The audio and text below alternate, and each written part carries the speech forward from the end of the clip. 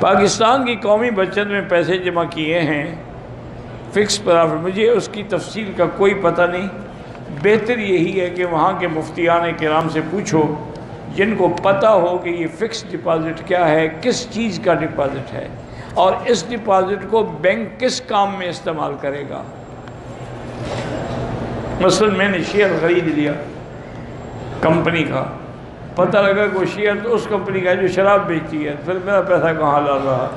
میرا بھائی اسلامی بینکنگ سسٹم جو ہے، اگر حضرت تقی عثمانی مدد اللہ اس کی تائید کرتے ہیں کہ یہ ٹھیک ہے، پھر وہ ٹھیک ہے، کیونکہ مسائل اقتصادیہ میں اس وقت میرے معلومات کی حد تک پاکستان میں وہ سب سے بڑے ماہر ہیں۔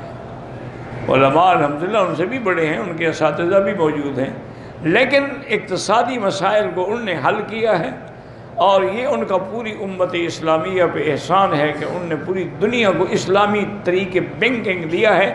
اب کافر ملک بھی اسلامی بینکنگ پہ آ رہے ہیں، 25 بینک ہیں ملٹی نیشنل کمپنیوں کے، وہ اب اسلامی طریقے سے چلا رہے ہیں۔